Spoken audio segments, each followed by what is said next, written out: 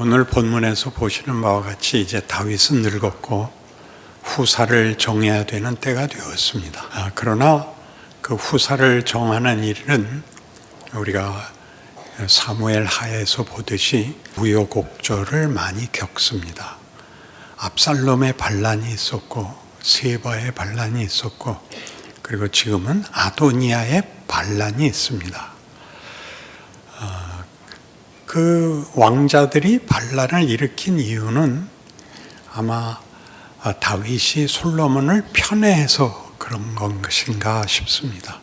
그래서 이 일에 밧세바와 나단이 둘이 들어와서 다윗 왕에게 독촉을 하고 그래서 비로소 솔로몬을 후사로 왕위에 등극시킵니다.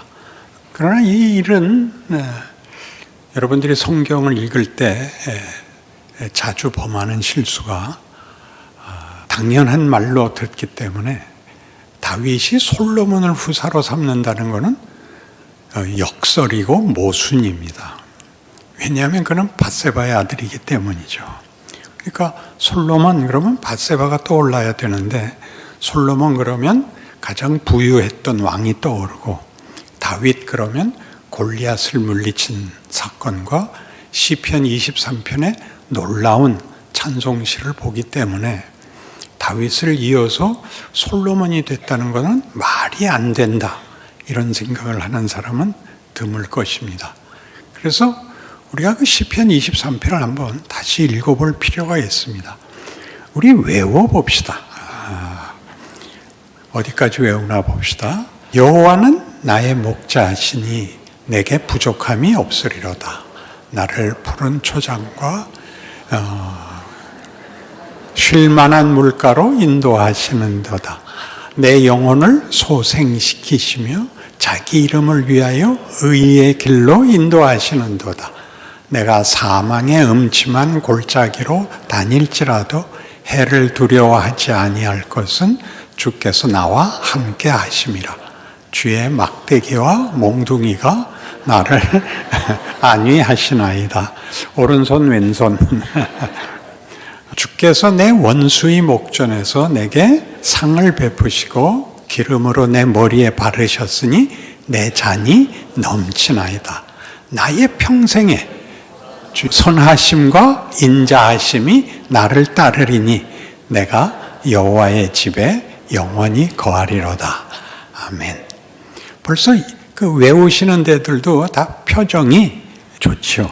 이 시를 억하심정을 갖고 읽을 수는 없습니다.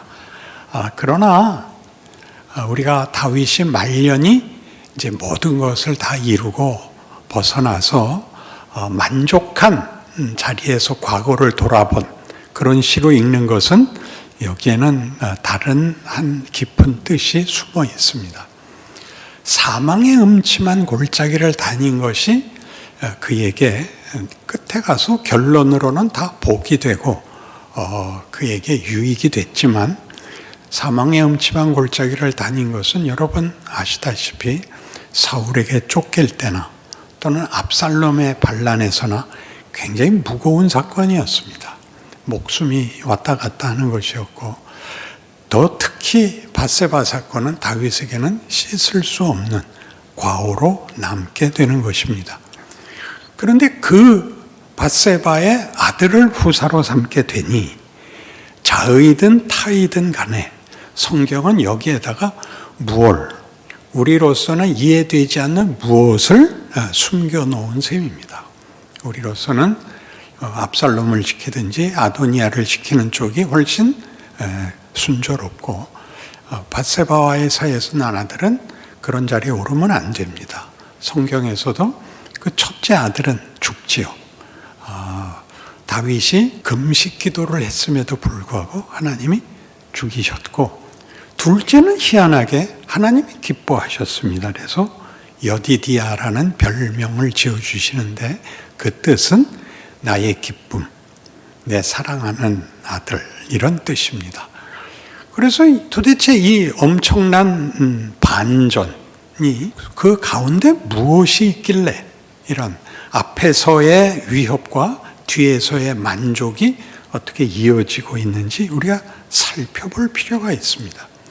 그래서 이 시편 23편이 중요한데 23편은 다 만족스러운 자리에 간 시인 것이 분명한데 이런 시만 있는 것이 아님을 알고 계시죠.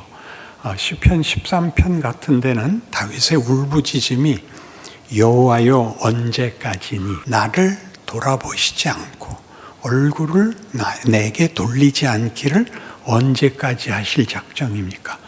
하나님 정 그러시면 전 죽어버릴 겁니다. 이렇게 되어 있고 이런 식의 비명은 믿음의 영웅들 속에서 간증이 됩니다. 욥기 7장에서 욥은 그가 당하는 시련이 너무 커서 뭐라 그러냐 하면 하나님 사람이 무엇이길래 이렇게 귀히 여기시고 나 같은 것이 하나 실수했다 한들 하나님께 무슨 흠이 된다고 이렇게 집착하십니까?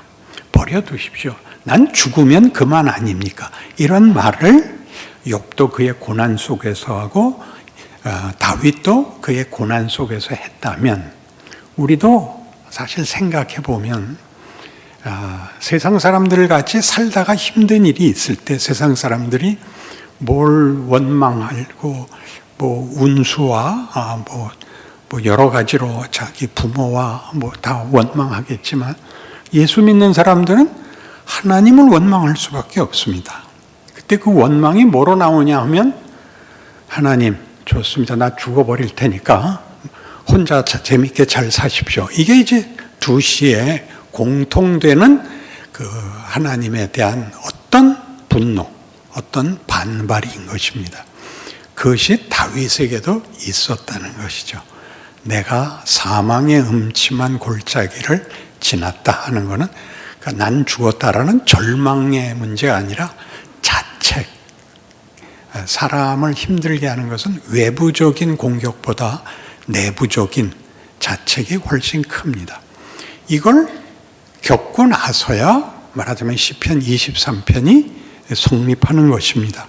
시편 23편이 성립하도록 그 앞에 비명들과 그 앞에 반발들이 이렇게 격심했는데 어떻게 이런 결론이 나왔는가? 이게 중요한 문제이죠.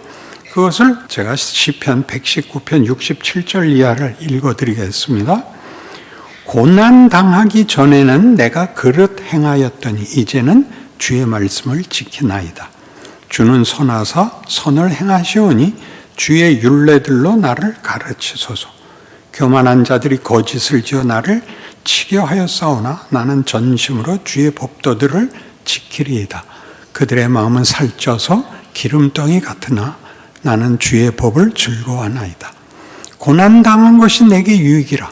이로 말미암아 내가 주의 율례들을 배우게 되었나이다. 주의 입의 법이 내게는 천천 금은보다 좋으니이다. 이 율례라든가 교훈이라는 말은 우리가 아는 것 같이 무슨 도덕 규범 같은 걸 얘기하는 것이 아니라 하나님의 가르치심, 다시 말해서 하나님이 의도하시는 내용과 목적이 고난 속에서 알게 됐다는 것입니다. 그래서 이 알에 대한 다윗의 나중 반응은 우리가 23편에서 보는 바와 같은 그 결론은 시편 8편에서 이미 두드러지게 표현됩니다. 자막을 올릴 테니까 함께 자막이 뜨면 보십시다. 같이 봅니다. 여호와 우리 주여, 주의 이름이 온 땅에 어찌 그리 아름다운지요. 주의 영광이 하늘을 덮었나이다. 주의 대적으로 말미암아 어린아이들과 젖먹이들의 입으로 권능을 세우시며 이는 원수들과 보복자들을 잠잠하게 하려 함이십니다. 주의 손가락으로 만드신 주의 하늘과 주께서 베풀어 두신 달과 별들을 내가 보니 사람이 무엇이기에 주께서 그를 생각하시며 인자가 무엇이기에 주께서 그를 돌보시나이까. 그를 하나님보다 조금 못하게 하시고 영화와 존귀로 관을 씌우셨나이다. 주의 손으로 만드신 것을 다스리게 하시고 만물을 그의 발 아래 두셨으니 곧 모든 소와 양과 들짐승이며 우리는 바다의 물고기와 다니는 것이니이다. 여호와 우리 주여, 주의 이름이 온 땅에 어찌 그리 아름다운지요. 이런 찬송은 한 개인의 경험과 한 개인의 항복을 넘어서는 것입니다. 온 세계가, 창조세계 전체가 하나님을 칭송합니다 라는 답에 가 있는 것입니다. 그러니까 지금 우리가 이런 칭송을 하고 하나님께 항복을 하려면 다윗이 골리앗을 물리친 다음에 사울을 보복하지 않고 그의 죽음을 슬퍼하는 데서 이제 자기가 왕이 되니까 더하고 그래야 맞는데 느닷없이 앞에 있었던 것이 다 무색하게 그의 노후의 모습은 무능하고 갈피를 잡을 수가 없고 제정신이 아닌 것 같은 여러 실패와 자책과 그 어떤 방임 속에 갇혀버립니다. 그러면서 이제 솔로몬이 뒤를 잇는다는 것이 우리를 놀라게 하죠. 그가 정치를 잘하고 왕자들을 잘 길러서 솔로몬이 그 중에 제일 뛰어나기 때문에 시켰다. 이렇게 해도 솔로몬은 좀 그런데 그렇지 않은 상황에서 다른 왕자들이 반란을 일으킬 정도로 다윗이 왕 노릇을, 자식 교육을 잘 시키지 못한 것이 드러나고 있습니다. 그래서 이 다윗의 생애가 왜 그런가라고 생각할 때 우리 기독교의 중심, 주인공은 예수님이신데 예수님을 등장시키기 위해서 또 예수님을 우리에게 소개하기 위해서 신약을 여는 첫 페이지 마태복음 1장에서 예수를 어떻게 소개했죠? 아브라함과 다윗의 자손 예수 그리스도의 족보라 이렇게 나오죠. 그러니까 아브라함과 다윗을 제대로 이해하지 못하면 예수를 다 이해할 수가 사실 어떤 의미에서 없는 것입니다. 아브라함은 믿음의 조상이고 다윗은 은혜의 조상입니다. 그가 잘했으면 영웅이 되고 칭찬을 받고 영광스러워야지 은혜의 상징적 대표가 되려면 그가 아주 못났어야 은혜라는 말이 적합한 것이죠. 그러니까 우리가 솔로몬이 뒤를 이었다라는 것에서 나타나는 오죽하면 정실 부인들이 낳은 자식들마저도 반란을 일으키고 결국 솔로몬밖에 남은 게 없었나? 이런 생각이 들 정도로 이 문제는 심각한 어떤 곡절이 있는 것입니다. 그래서 이 곡절을 이해하기 위해서 우리가 신약에 오면 마태복음 16장에서 이와 비슷한 상황을 이제 베드로가 겪습니다. 예수님께서 제자들에게 이렇게 묻지요. 세상 사람들이 나를 누구라 하더냐? 그러니까 더러는 엘리야라고도 하고 더러는 요한이라고도 합니다. 환생했다고 믿는 것입니다. 그러니까 예수님이 너희는 나를 그럼 누구로 아느냐? 그러자 베드로가 정답을 얘기하죠. 주는 그리스도시요 살아계신 하나님의 아들이십니다. 예수님이 기뻐하시면서 바요나 시몬아 네가 복이 있도다. 이를 알게 하니는 혈육이 아니요 하늘에 계신 내 아버지라. 너는 베드로라. 베드로는 반석이라는 뜻입니다. 약간 깊이 이해하면 돌대가리라는 뜻이 있습니다. 농담과 진담이 오갈 때는 새겨 들으시기 바랍니다. 이 반석 위에 내가 교회를 세우리니 음부의 권세가 이기지 못하리라.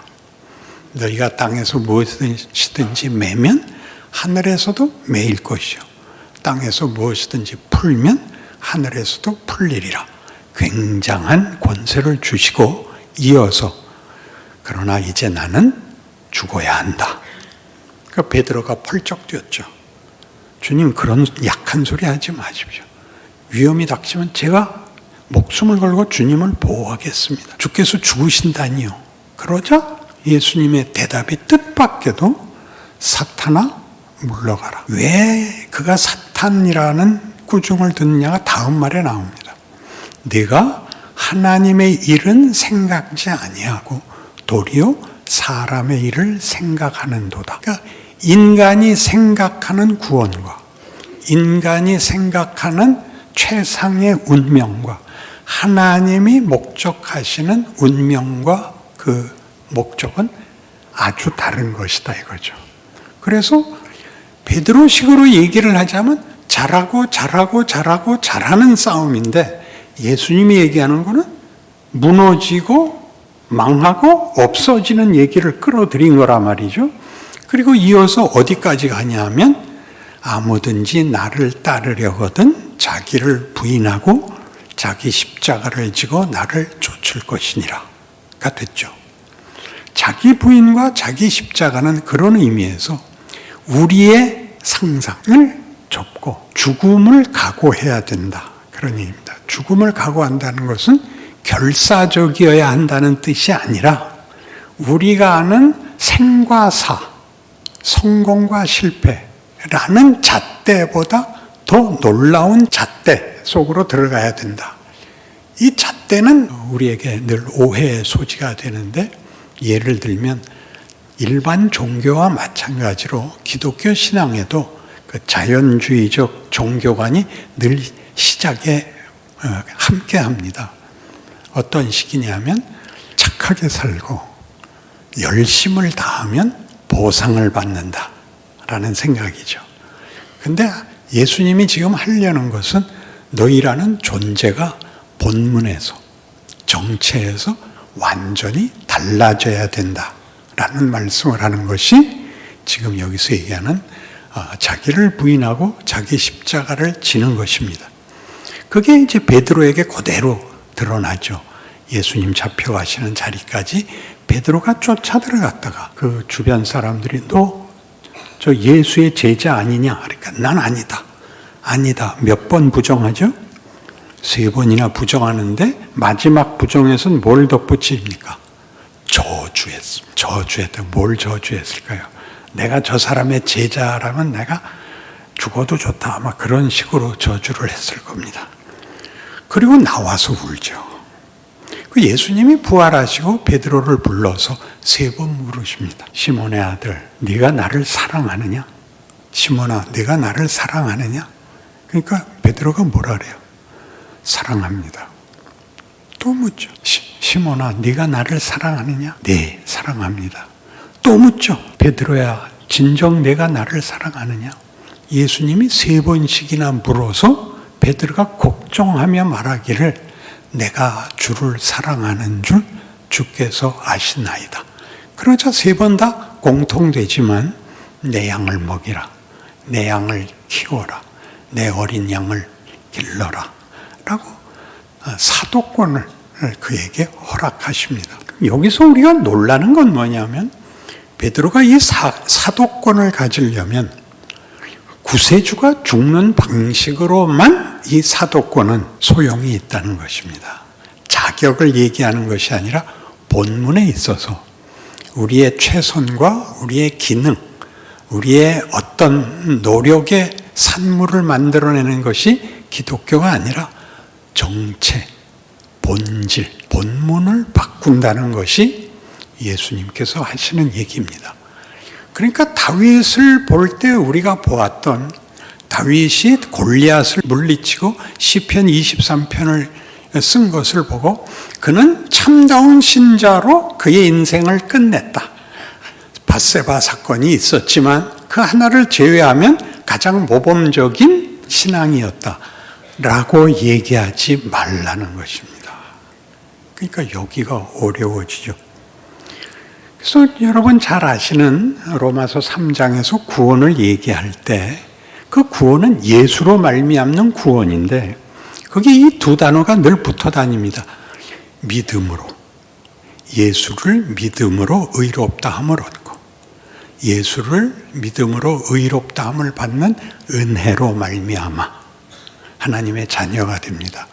믿음과 은혜를 동원하고 있는데, 앞에서도 얘기한 것 같이 아브라함과 다윗으로 대표된 믿음과 은혜는 우리의 생각과 그래서 다르다 말입니다. 다윗이 실패로 끝나고 어이없는 결론이 그의 생애 마지막에 이렇게 뭐라 그럴까요? 무슨 찌 같은, 그리고 말이 안 되는 짐이 그의 운명에 매달린 것 같이 솔로몬이 뒤를 잇고, 베드로는 실컷 부인하고 저주하여 예수의 사자가 된다는 것은 우리로서는 정말 생각하기 어려운 일입니다. 그러니까 여기서 하나님이 우리에게 원하는 것이 생존 경쟁에서 우위를 점하는 것, 예수를 믿으니까 형통해지고 더 가는 것이 아니라, 예수가 오셔서 우리에게 하려는 것은 우리 인생에서는 조금도 그걸 우리가 만들 부분이 없기 때문에 죽음을 통과해야 된다, 이렇게 말하는 것이 믿음과 은혜에 관한 이야기인 것입니다. 믿음을 얘기하면서 아브라함을 동원했을 때 아브라함이 믿은 하나님은 어떤 하나님이었냐를 로마서 4장에서 없는 것을 있는 것으로 부르시고 죽은 자를 살리는 하나님이라고 해서 창조와 부활을 거기에 끌어옵니다. 창조와 부활이라는 것은 첫 창조가 잘 됐으면 부활은 필요 없어야 되죠. 부활은 다시 되는 거니까. 그러니까 창조와 부활 속 사이에는 실패가 있는 것입니다. 우리가 보면 이 실패는 인류의 시초부터 시작됐죠. 아담이 하나님의 명령을 어기고 하나님과의 관계를 끊음으로써 사망이 들어오게 되죠.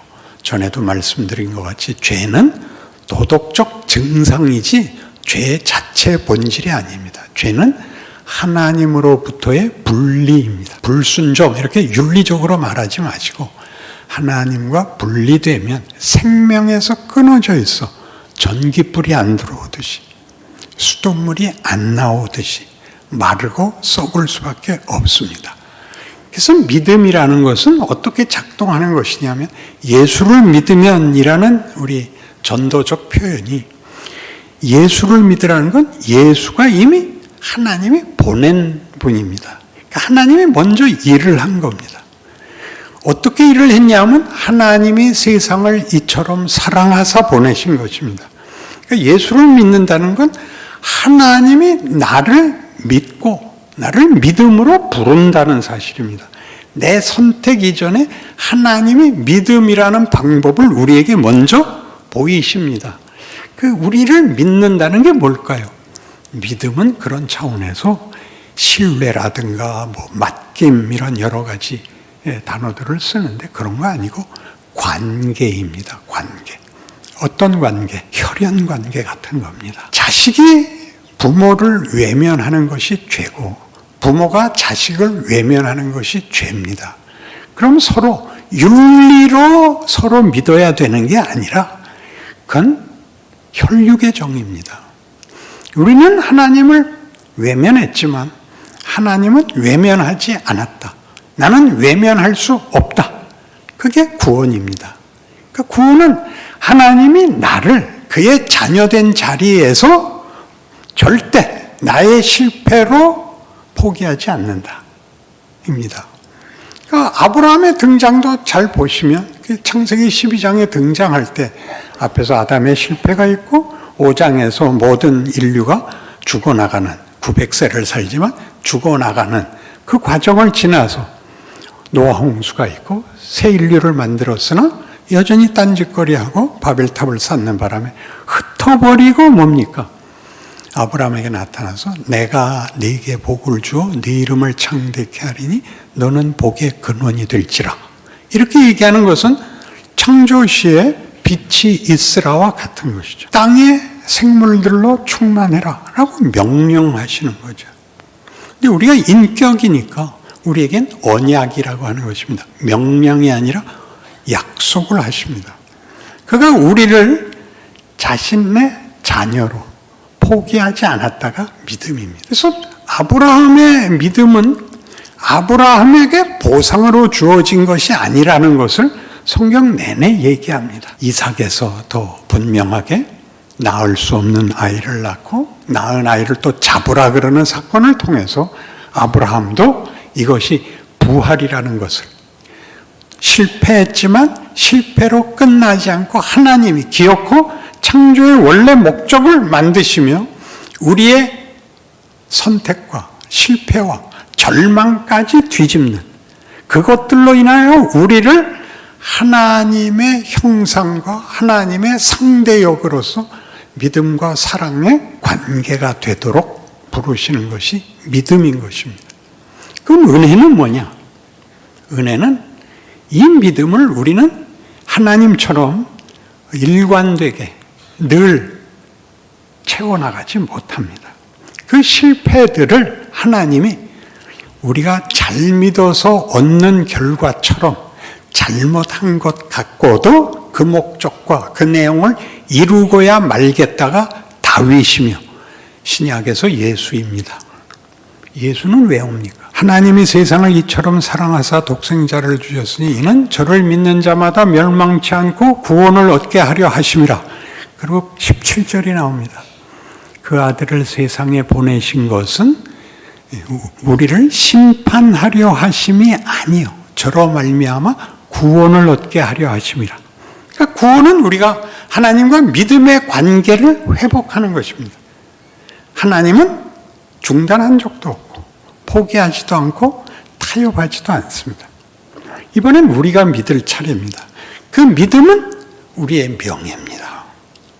하나님의 상대역인 것입니다. 그래서 어떻게 되냐 하면 지금 예수님께서 베드로 보고 내 양을 지켜라, 내 양을 먹여라 이렇게 얘기하는 것, 즉 마태복음 28장 18절 이하에 나오는 아버지께서 하늘과 땅의 모든 권세를 내게 주셨으니 너희는 가서 모든 족속으로 제자를 삼아 내가 너희에게 분부한 모든 것을 가르쳐 지키게 하라. 볼지어다 내가 세상 끝날까지 너희와 항상 함께 있으리라. 여기가 성육신을 잇는 겁니다. 어떻게 성육신을 잇냐 하면 내가 메시아가 된다는 뜻이 아니라 메시아로 인하여 새로운 신분을 가졌다는 것을 가서 보여라. 그리하여 저들로 하여금 하나님이 인류 모두를 부르고 있다는 것을 네가 가서 증명해라. 나를 3번 부인한 네가 가라. 그래서 베드로가 갈 수 있고 그가 순교를 할 수 있는 것입니다. 세상은 내 말을 못 알아먹는다를 감수할 수 있는 자리는 뭐죠? 부활을 믿기 때문이죠.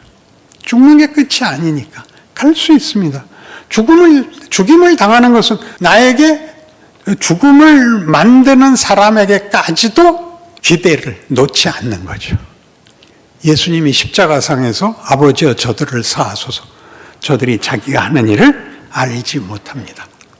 이런 말씀을 하는 것이 얼마나 열려있는 하나님의 하나님 되심이 그 창조세계 특별히 인간에게 자신의 형상으로 지어 무엇을 맡기고 무엇을 열매 맺고 무슨 관계를 무슨 영광을 무슨 기쁨과 찬송을 만들어내시는가에 열리는 것입니다. 그래서 시편 148편에 한번 같이 찾아보시죠. 이 모든 일에 놀라운 시편의 증언이 나옵니다.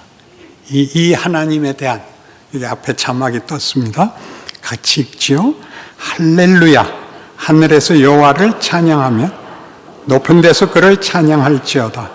그의 모든 천사여 찬양하며 모든 군대여 그를 찬양할지어다. 해와 달이 그를 찬양하며 밝은 별들아 다 그를 찬양할지어다.